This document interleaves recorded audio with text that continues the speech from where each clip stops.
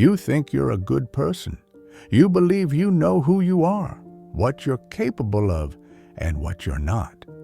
But that belief is only true because you've never been truly tested. Most people never meet the parts of themselves that live in the dark. They live their lives wearing masks, smiling, polite, reasonable, never realizing that inside them sleeps something wild. Carl Jung called it the shadow, the side of you that holds everything you've tried to forget. The rage you suppress, the jealousy you deny, the lust, the greed, the cowardice, all the emotions you buried to be accepted, loved, or simply to survive. We think the darkness disappears when we ignore it. But Jung warned, what you resist persists. Every time you say, I'm not like that, you're feeding the shadow, giving strength to the part of you that grows in silence. And one day, when you least expect it, it takes control. When you were a child, you were whole. You laughed loudly, you cried freely. You didn't hide your anger, your fear, or your curiosity. You were pure, not innocent, but real. Then the world began to shape you. You were told to be good. Don't shout, don't cry, don't be selfish.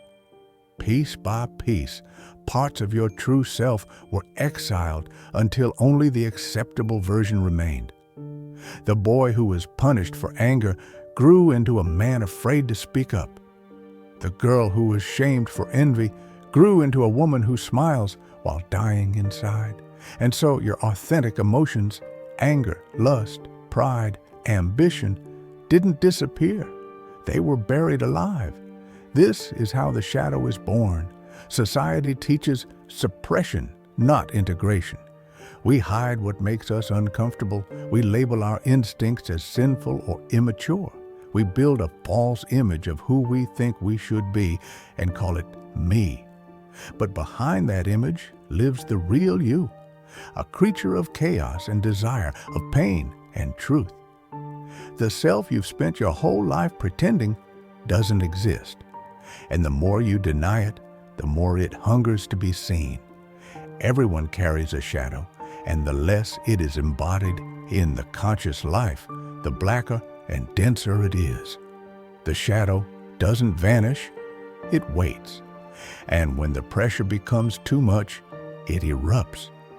That's why the kindest person can explode in rage, why the moral preacher gets caught in scandal, why the spiritual guru secretly drowns in lust and greed. The shadow doesn't care about your ideals, it only wants recognition. Every time you project your anger onto someone else, every time you say, I hate liars, while hiding your own lie, that's your shadow, showing its face through others. Projection is the shadow's favorite disguise. It allows you to see your darkness without ever admitting it's yours. You hate arrogance because deep down you crave power. You despise cheaters because you envy their freedom. You condemn others to protect yourself from seeing who you really are. The internet, in many ways, is a collective shadow. Millions of people projecting their hidden frustrations, attacking others for traits they secretly recognize within themselves.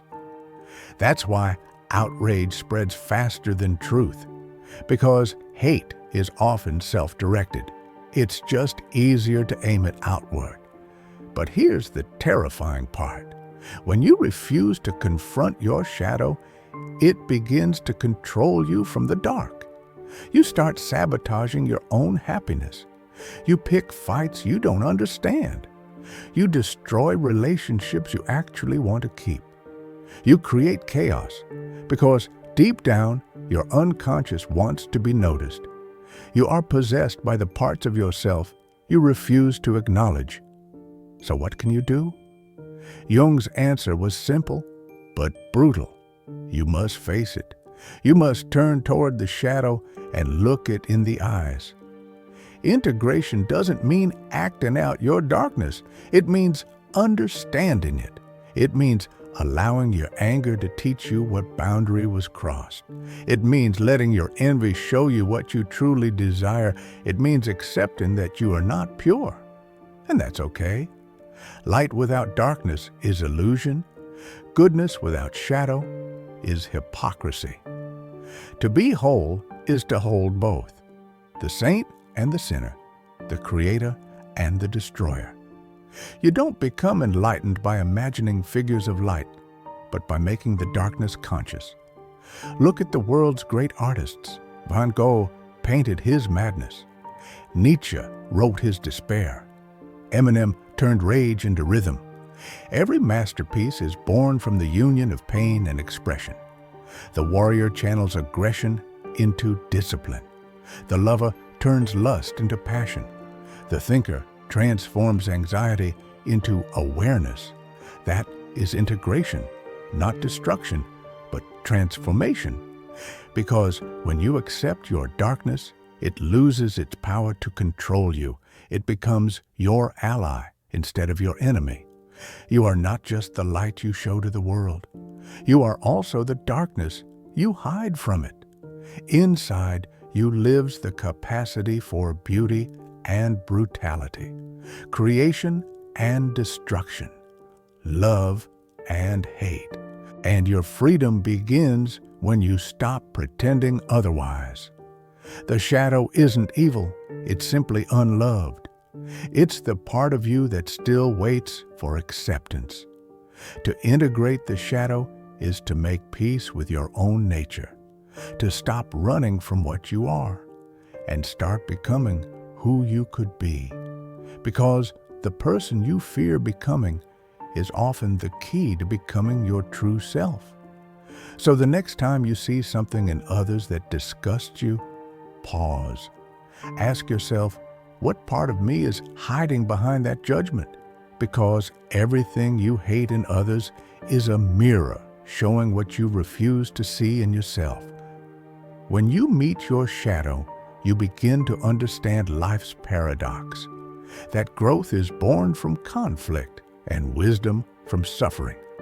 In the end, Carl Jung's warning wasn't meant to frighten us.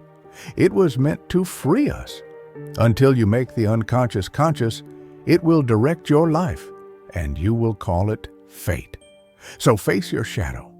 Don't destroy it. Embrace it. Listen to what it's been trying to tell you all along, because only the one who has faced his own darkness can truly walk in the light.